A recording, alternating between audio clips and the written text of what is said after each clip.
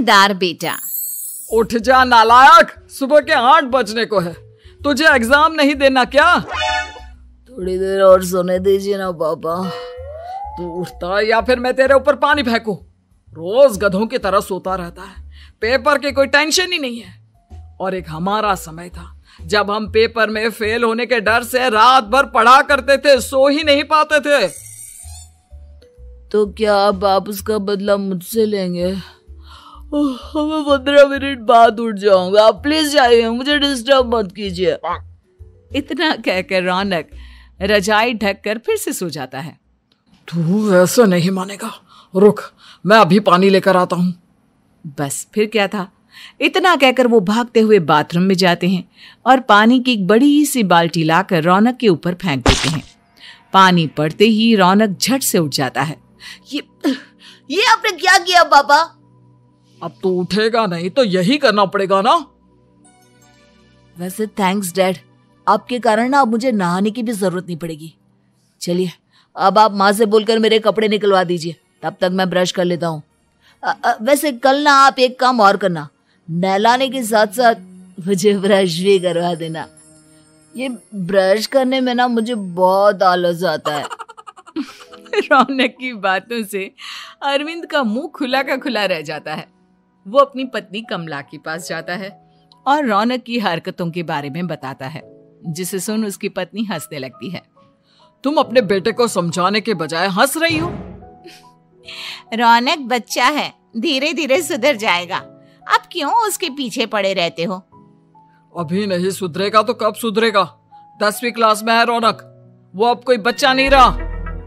अरविंद की इतना बोलते ही वहां रौनक भी आ जाता है।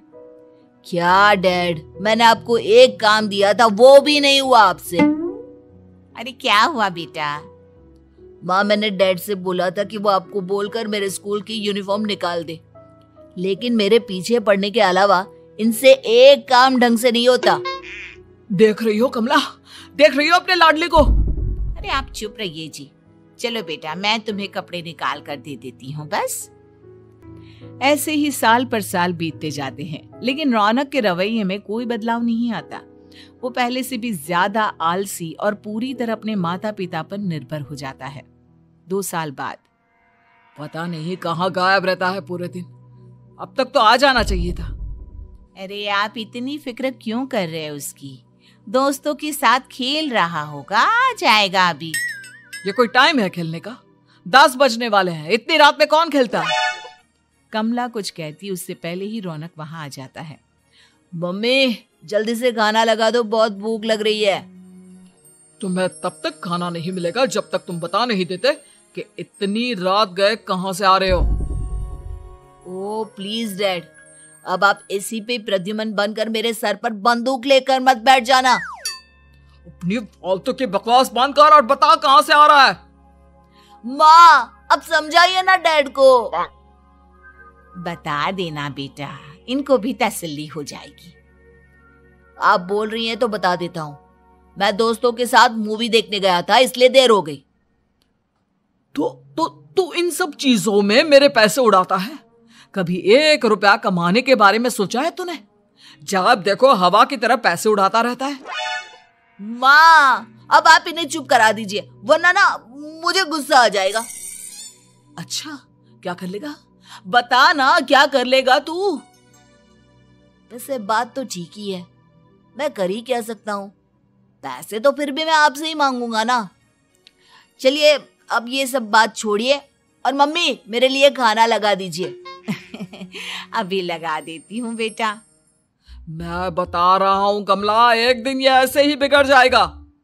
ओफो, आप क्यों इतना पीछे पड़े रहते हो मेरे बच्चे के?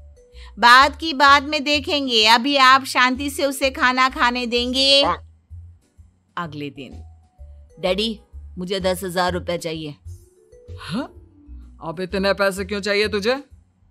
डैड आप बिना सवाल किए कभी पैसे नहीं दे सकते क्या? जब तक तू बताएगा नहीं तुझे पैसे भी नहीं मिलेंगे। अरे अब आप अपने बेटे को पैसे भी नहीं दे सकते? नालायक, तेरी उम्र के लोग नौकरी करते हैं और एक तू है जो नौकरी करने का नाम ही नहीं लेता कभी। आप लोगों के होते हुए भला मैं नौकरी क्यों करूं? अरे हम कब तक पैसे देंगे तुझे? तुझे भी तो अपने पैरों पर खड़ा होना होगा ना। कौन सा उधार के पैरों पर खड़ा हूं? अपने ही तो पैरों पर खड़ा हूं मैं। इसी तरह रौनक दिन प्रतिदिन लापरवाह होता जाता है। उसकी लापरवाही को देखते हुए अरविंद और कमला अपने बेटे की शादी कराने का फैसला लेते हैं और 1 महीने के अंदर अंदर ही रौनक की शादी मेघा नाम की लड़की से करा देते हैं। शादी के कुछ दिन बाद, रौनक, मुझे एक अच्छी सी साड़ी चाहिए, आप ला दोगे ना? हाँ, क्यों नहीं। कितने तक की आती है साड़ी? यही करीब 5,000 तक की। तुम चिंता मत करो, मैं आज ही डैडी से पैसे मांगकर तुम्हारे लिए साड़ी ले आऊंगा।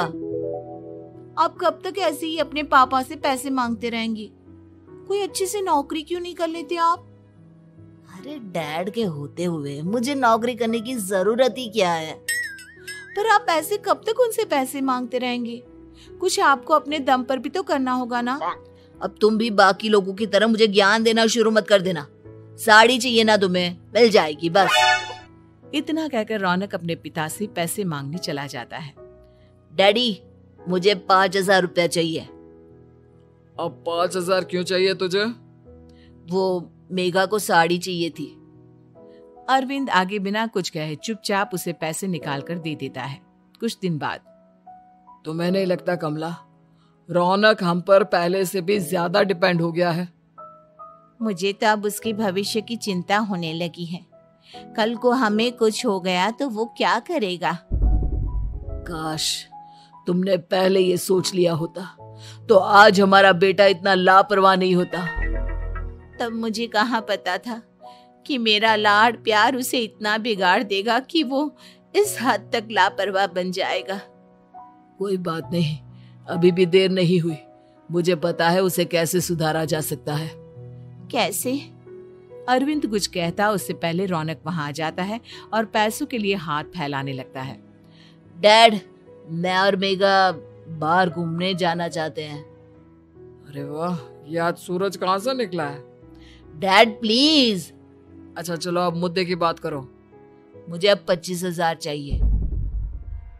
अब तुम्हें 1 रुपया भी नहीं मिलने वाला। अगर तुम्हें पैसों की इतनी ही जरूरत है तो कोई ढंग की नौकरी कर लो। मम्मी, आप कुछ कहिए ना डैड को। बेटा, वो गलत क्या बोल रहे हैं? ये सब हम तेरे भले के लिए ही तो कर रहे हैं। मम्मा, मैंने बताया ना आपको, मुझे नहीं करनी कोई जॉब वॉब। तो ठीक है, निकल जाओ हमारे घर से। तुम्हारे जैसे लोगों के लिए मैंने ये घर खड़ा नहीं किया है।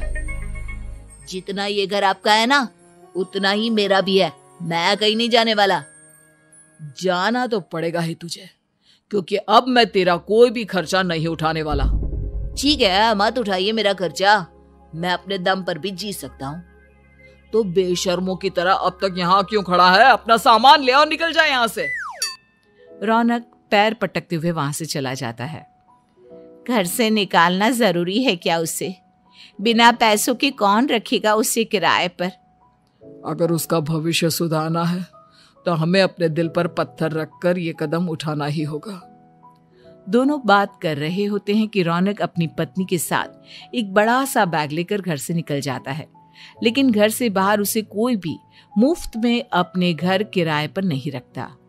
अंत में थक हार कर वो फिर से अपने घर चला जाता है। क्या हुआ? थोड़ी देर पहले तो दहाड़ते हुए घर से निकला था, अब क्या हुआ? नहीं रखा ना किसी ने तुझे किराए पर? डैड प्लीज, मैं कुछ दिनों में कोई अच्छी सी नौकरी शुरू कर दूंगा। आप तब तक तो हमें रख लीजिए प्लीज। सुबह से रात हो चुकी है लेकिन कोई हमें रखने को राजी नहीं है। अब आप ही बताइए, इतनी रात को मैं मेघा को लेकर कहाँ जाऊंगा? ठीक है ठीक है, बहू की वजह से मैं तुझे घर पर रख रहा हूँ, लेकिन तू इस घर में एक बेटे की नहीं बल्कि एक किराएदार की हैसियत से रहेगा। 3 महीने है तेरे पास। इन 3 महीनों के अंदर अंदर मुझे तेरी पहली तनख्वाह हाथ में चाहिए, समझ गया? पक्का डैड, इन 3 महीनों के अंदर अंदर तो कोई बढ़िया सी नौकरी ढूंढ ही लूंगा मैं। ऐसे ही धीरे धीरे समय बीतने लगता है और अरविंद के दिए 3 महीनों में से 2 महीने बीत चुके होते हैं। पापा जी ने हमें 3 महीने दिए थे, जिसमें से 2 महीने तो बीत चुके हैं। अब ये आखिरी महीना बचा है। अरे तुम चिंता मत करो, आज मेरा ना 2 जगह इंटरव्यू है, दोनों में से कहीं ना कहीं तो जॉब लग ही जाएगी। अच्छा, all the best. Raunak interview के लिए निकल जाता है, जिसके बाद शाम में रौनक घर आता है। कैसा गया इंटरव्यू? आपकी नौकरी लगी या नहीं? अरे पहले सांस तो ले लेने दो अच्छे से। बताइए ना, मुझसे तो जरा भी इंतजार नहीं हो रहा है। वो दरअसल बात यह है कि मेरी नौकरी तो लग चुकी है, लेकिन पैसे बहुत कम है। कितने पैसे हैं? 15,000। इतने में अरविंद और कमला मिठाई का डिब्बा लेकर आ जाते हैं। बधाई हो बेटा। हम जानते थे तेरी जॉब जरूर लगेगी। लेकिन मेरी सैलरी बहुत कम है मम्मा। कम है तो क्या हुआ, धीरे धीरे बढ़ जाएगी। हाँ बेटा, हम तो बस चाहते थे कि तू अपने पैरों पर खड़ा हो जाए। मतलब अब आप मुझे घर से नहीं निकालेंगे? नहीं, ये सब हमने तुझे जिम्मेदार इंसान बनाने के लिए किया था। Thank you mummy papa. अगर आप दोनों ऐसा नहीं करते तो मुझे कभी अपनी जिम्मेदारियों का एहसास तक नहीं होता। आज आपने मुझे सिखा दिया कि इंसान का अपने पैरों पर खड़ा होना भी जरूरी होता है।